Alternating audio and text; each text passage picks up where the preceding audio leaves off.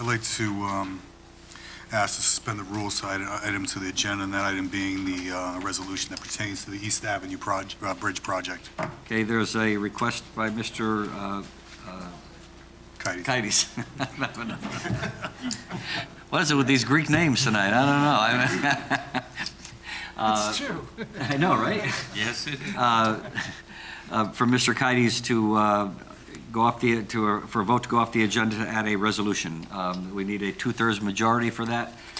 All in favor, please raise your hand.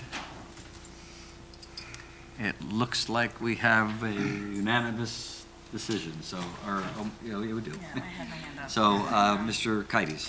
Thank you, Mr. Mayor. And before I read this resolution, I just want to speak to it. I just want to clarify that this resolution is not directed towards the item currently going to the DPW committee. That DPW item is, which I'm speaking of, is the engineering study for the roadway improvements to East Avenue, the portion of the state project that the city and its residents actually have a say in. This resolution is specifically directed towards the East Avenue Bridge, a cause that Ms. Maggio, I, and others in the East Norwood community have been working on for over 2 years. And with the recent public attention that this project has gotten, we felt this was an opportune time to put forward a resolution. Now I will read that. This resolution is sponsored by Ms. Maggio and myself. Replacement of the Metro-North Railroad Bridge over East Avenue. Whereas Norwalk residents adamantly oppose the lowering of the roadway under Metro-North Bridge on East Avenue to a height conducive to large truck accessibility. Therefore, it be resolved that the City of Norwalk, Connecticut requests the Connecticut Department of Transportation rescind the current plans to lower said roadway to 14 feet 3 inches and restrict the project height to a clearance of no more than 13 feet 6 inches. And therefore, be it further resolved that the Connecticut Department of Transportation ensure that all emergency vehicles retain sufficient clearance to said bridge as currently allowed. Therefore, be it further resolved that the Connecticut Department of Transportation explore effective methods to ensure that oversized trucks do not strike the bridge. Did you wish to discuss any further? Mr. Kites has moved the item. No, I believe this is something that, like I said, Ms. Maggio and myself have been working on for over 2 years, and I believe that we should advocate to the DOT to perhaps consider the lowering of the roadway, because I can tell you now there's a lot more residents that want to see this project stopped versus wanting it to proceed. Any further comments? Ms. Maggio? Can I speak on that? I think we came to a nice compromise, Mr. Kites and myself, because I was pushing for a little stricter requirements, maybe having more help from our state reps or our senator, and putting a little more pressure on Hartford. You saw here the other night how many East Norwalk residents came out and how many East Norwalk residents have been vocal about this project since its inception, about how they do not want truck traffic on East Avenue. A lot of them are my friends. Most of them are my neighbors for 40-plus years, and I have to respect their intentions and their opinions about this project. When it first began, I think Hal Alvord and Dick Lenart spoke about the exit 15 North Water Street Bridge being where all truck traffic will be rerouted to.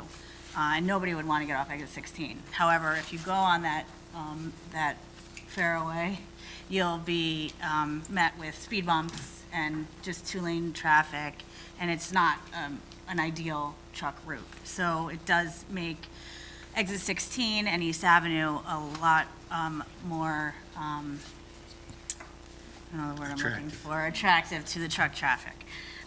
So if we could put some pressure on the Connecticut DOT, and we've been told numerous times by a lot of people that the Department of Transportation will do exactly what they want to do on East Avenue as far as the railroad bridge is concerned. However, I think that it's where we live, and the DOT needs to pay attention to what we want. So thank you, Mr. Kites, for coming up with the idea to put this through and talking to whomever you could to get it approved, that we stopped at 13 feet 6 inches that will prevent any trucks from traveling underneath the roadway. I think that's it. Thank you. Mr. Kimmel? First, I want to make sure it's clear that this resolution has nothing to do with the engineering study.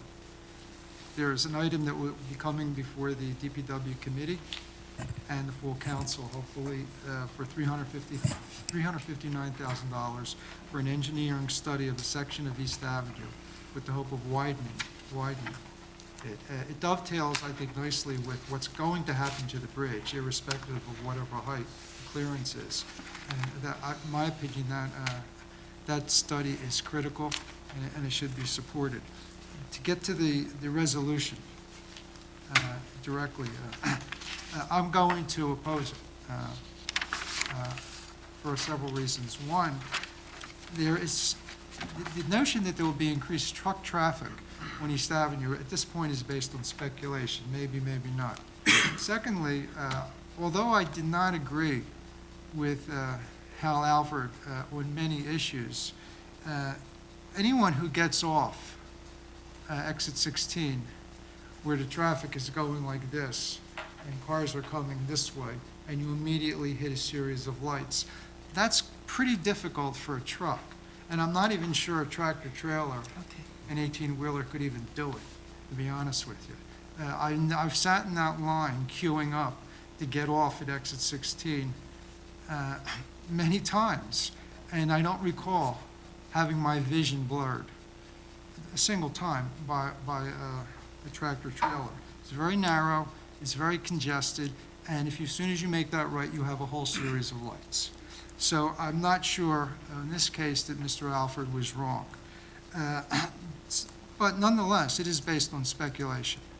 The second issue that kind of, listening to a lot of folks discussing this, the second issue that kind of bothered me a little bit was folks were talking about neighborhoods and the residential areas and things like that. And if indeed a truck can't get under the bridge, the railroad bridge, after it's reconfigured, that means we'll have to make a right on either Osborne, St. John, or Fort Point, and just go around on Osborne and come back over on either probably on Van Zandt or possibly Rowan, or they may go right into South Norwalk, which is actually easier to do, in my opinion, if you turn right on Fort Point.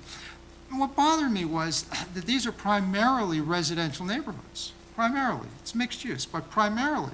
I went over there today, and I think there's more housing, residential housing, than there are commercial establishments in that area. So blocking all truck, pretty much blocking truck traffic is sending it into residential neighborhoods. And I don't think that's a good idea.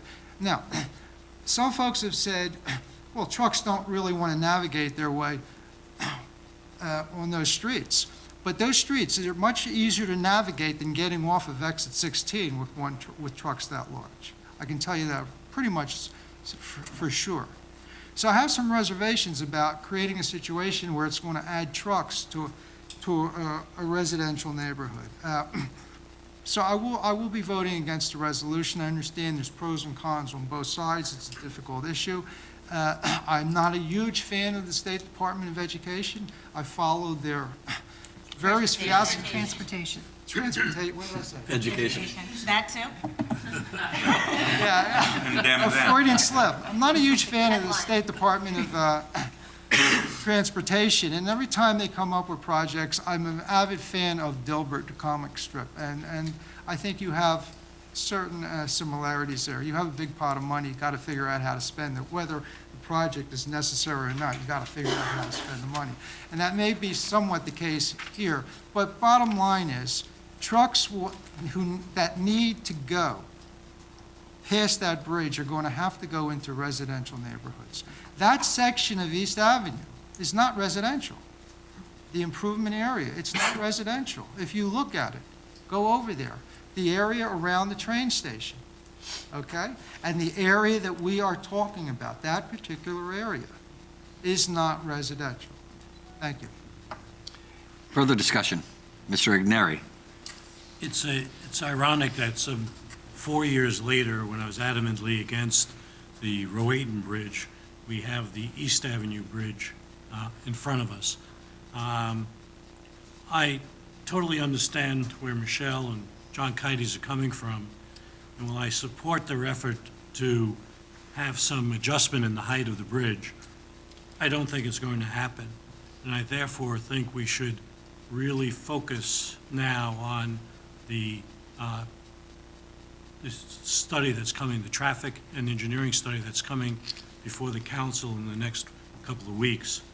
It's very important that we understand the traffic that people are talking about. We have not had a traffic study in a long time. We have to understand which direction it's going to go in and how to best adjust the street. We have to understand how to sequence the lights, maybe change the lights. So this aside, I probably will abstain on this, but I will fully support the engineering and traffic study that comes up. Ms. Bowman? Yep, and I'm going to support it today, and I'm going to support it because in the Public Works meetings, what I was hearing from the individuals who came and spoke to us and voiced their opinions is that, you know, they have an issue with the trucks and, you know, the height of their bridge, and I guess also the dip. That's going to happen, and I think that this resolution will and I hope will urge the state to take even small changes and considerations into account, you know, which is separate from the study, which I kind of heard that people do want because they want to know about the traffic. They don't want to know about this and that. So this resolution is addressing the issues that I heard the constituents have an issue with. So I'm going to support it today. Thank you. Further discussion? I'm sorry? I know everybody gets a chance, but when everybody's done, if I could just say one final thought. Mr. Sarasis? Actually, this is a question. When I was last on the Common Council, we went through this, and that was, I believe, 2009, and there was a traffic study, and that was less than 6 years ago. Why doesn't that traffic study address our needs now? I know 6 years have passed, but not much has changed on East Avenue. Not much has changed in the traffic lights and the traffic patterns, and not much literally has changed, to use that word. Why indeed is that traffic study no good anymore? Why we are not referring to it, and why are we spending more money on a new traffic study 6 years later on the same project? Mr. Igneri? Well, things have changed dramatically over the last 6 years. We have a strong group of people in town looking for bike lanes. That was not addressed in that bike study. This current study will look at bike lanes. Does it make sense? Is it safe enough? Should we have 3 lanes under the bridge and a bike lane? These are all questions that are now prominent, and we should look at very carefully, and that's why I'm supporting the traffic study. I believe they're also talking, if I may, I believe they're also talking about left turn lanes for people coming under the bridge, making a left-hand turn into Fort Point Street. As you know now, if you come under that bridge and want to make a left-hand turn under Fort Point Street, you block traffic all the way up past the intersection under the bridge, past Winfield Street, and it's very, very challenging. So there's a few other issues, I think, that are coming to light, mainly with the redesign of the street. So with the redesign of the street, where do we have a left-hand turn lane? Where do we put other signage? Where do we do those kinds of things to minimize the impact of traffic on the area? I appreciate the clarification. I just want to make note that the main reason for my question is that there might be citizens out there that are going to have the same question I had. So I appreciate the clarification. Thank you. Ms. Maggio? So to answer your question properly, Mr. Sarasis, we found out the other night at the DPW meeting that a traffic study was not done in 2009. It was just a traffic count that was done. Yeah, okay. So that. And that's even, So, And then then, the last one was in 1996. right, so prior to that, the last traffic study that was done in that area was So they made recommendations based on a traffic count? count only. We had a thick package like that, and that's all that correct. was. That's what Lisa Burns clarified for us the other night at the DPW meeting. It's a good point. And the only other comment that I have that I wanted you to come back to me for was, after listening to Mr. Kimmel's comment, with all due respect, I am now in a lot, much more favor of the traffic study that's proposed, because listening to him say he drove down there today or whatever, that would be like me saying, well, I drove by your house on Saturday, so I know what the traffic's like every single day in your area. So I think that keeping this aside from the traffic study, I understand a little bit more now why we need to get that done. Thank you. Mr. Kimmel? Yeah.